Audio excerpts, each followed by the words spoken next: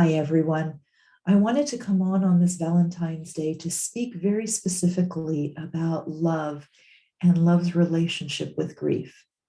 My teacher and mentor, Dr. Alan Wolfelt, often said that grief is love's conjoined twin. And when we think about that conjoined twin, that they are actually physically connected, I think there's much truth to that. And so when our beloved has died, what we experience is grief. Grief is that internal response to the loss. What's so important, however, is that we find ways to convert that internal experience of the loss into an external expression.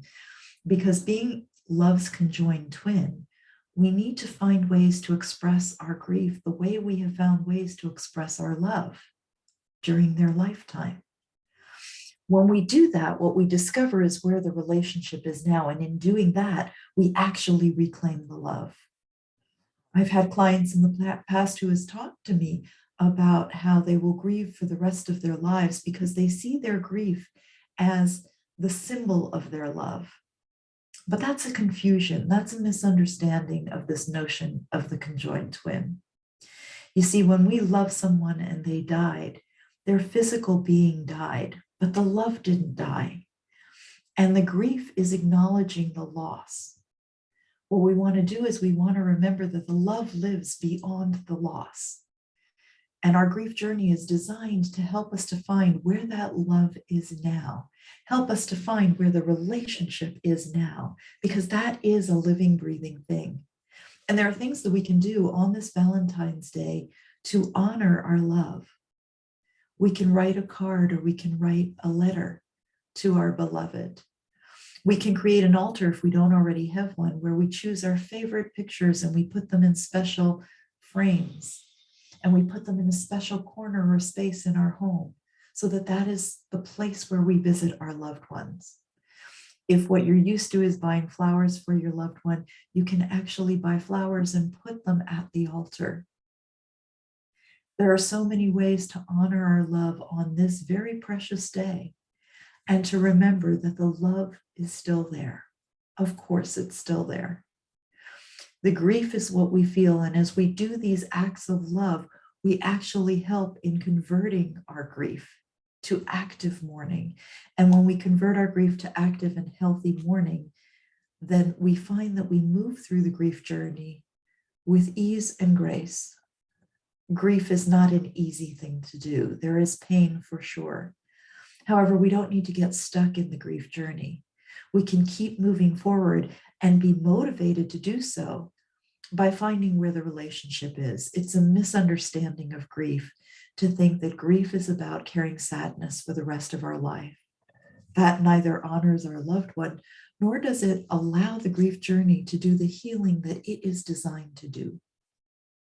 If you're not sure about how to do this, then I invite you to come along with me for the journey.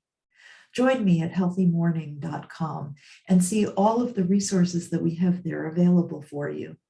Join us in our Facebook group and help be part of the conversation. We also have our next live launch coming up. Live launch is 5 days where we spend 1 hour a day talking about the myths of grief, talking about the confusion about grief and bereavement and mourning and all of these terms that may not make sense to you right now. We talk about the stuck places of grief, and we talk about how to move in our grief journey with hope. There are ways to reconnect to your love, and we are going to make sure that together we find the easiest pathway to doing just that. Because when we convert our grief to mourning, when we express our love and our anger and our frustration, because there is all of that in our grief journey, we're angry that they're not with us here physically today on this day. We're frustrated that we can't express our love. Those are emotions that we need to be exploring and we need to give voice to. Let's find ways to give voice to all of those emotions so that we can move forward, so that we can find where the relationship is and where the hope is, and so that we can step into our lives in joyful ways that honor our love. If this sounds good to you, then by all means, find us in healthymourning.com. Click registration for the next live launch. Let's spend 5 hours together over 5 days, and let's explore where the stuck places are and just brainstorm wonderful ways to convert our grief to mourning. On this day of love, I wish you love. I wish your heart to open and for you to feel all the love that awaits you there. There is a lot of love in the grief journey. For after all, as I said before, grief is love's conjoined twin. And as such, love does not abandon us in our grief journey.